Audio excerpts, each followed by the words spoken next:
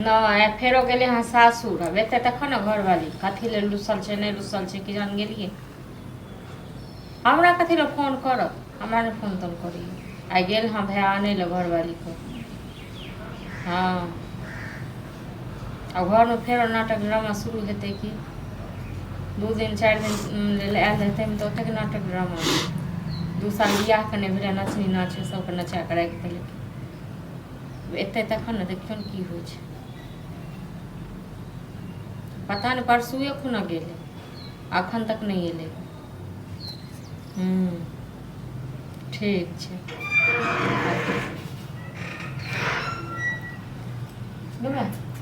आबि गेल भेल ना अच्छा भेल ना कथी कहियो करे छले झगड़ा ना भेल ना अच्छा अब नहीं ना एते हमर घरवाली नहीं आ तो घरवाली हम झगड़ा करै छै ना मतलब हां त रहै छल त लगे छल बम कहते एलो होइयो सासु मामा का कथी हमर बंटवारा करियो हमर घरवाली कल के जब तक बंटवारा नहीं होता तोरा अंगना नहीं जेबो तोर भौजाई के मुंह नहीं देखबो कथी के बंटवारा हां कथी के बंटवारा कहै छी बंटवारा कोन चीज के होय जमीन के करियो घर के करे हर चीज के आधा कथी पर म कथी पर बंटवारा कथी एमे हमर हिस्सा नहीं है त अहाँ के जे हिस्सा य त अखन जे एते दिन से भाई पोसलक पढ़लक पढ़ेलक लिखेलक हां तो से हिस्सा से हां त सब के भाई एनते पढ़बे लिखबे छोट रहे त काकरो भाई ने पढ़बै लिखबै छी बुझलो न काको भाई अखनो फोन केने छल त पूछै छल जे पुछका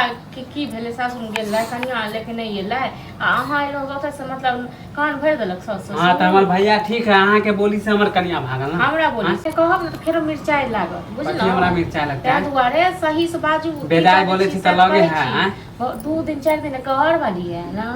बियाह के 6 महीना नहीं भेला घर वाली के माथा पर चढ़ के नाच करियो हां हमरा माथा पर नहीं चढ़ा के रखने ओहो अच्छे बात बोल अच्छे बात कहइयो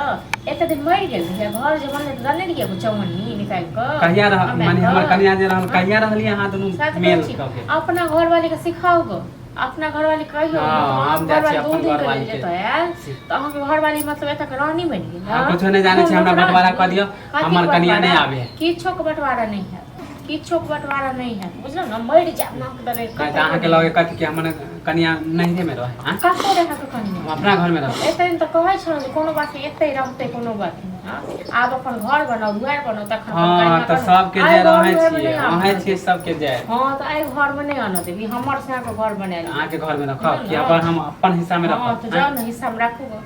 अखन जमीन के कोनो बंटवारा बटूरी नहीं है हां त भैया के फोन करके कहियो करबे जमीन के बंटवारा को सासू सासू में जब बसे हम कला हमर कुत्ता काटने की सासू में साथ तो अपन जमीन में हम कुछ करब अहाँ के की मतलब किछो करब मतलब सास ससुर होता से कान भरलक आ एते हमरा लग अथी कर लगलो नहीं त सास ससुर हमर नीक नहीं है का सास ससुर यार कहते तो हमरा सास ससुर के बोल नीक नहीं है का सास ससुर पर नहीं दोसर घर फुटकावे छै न तो नहीं ओकर अपन घर अपन हक लेल कोई लड़ते त माने अथी है कथी कह ऐसे दिन हक पर हिस्सा दे कत से गेल बिया हां त ओइ टाइम में हमरा बुझ नहीं छ बुझ नहीं छ हमर घर वाली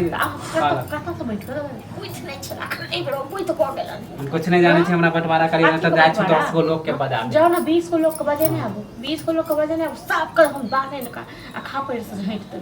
बंटवारा कर दे हम अथी मानी रखने छी कि अपने हैंड में पूरा अहे के तहन की अखन कोन बंटवारा बुटूरी अखन नहीं है सुनो न नहीं हमर माय बाप मर गेले त हेले ना हर पे छिए मर गेले त कई 3 हर पे छिए कि पूरा जमीन हमरे पर पूरा घर हां बैठ देते काल मरी हां तब टुनकी पर चढ़ी छै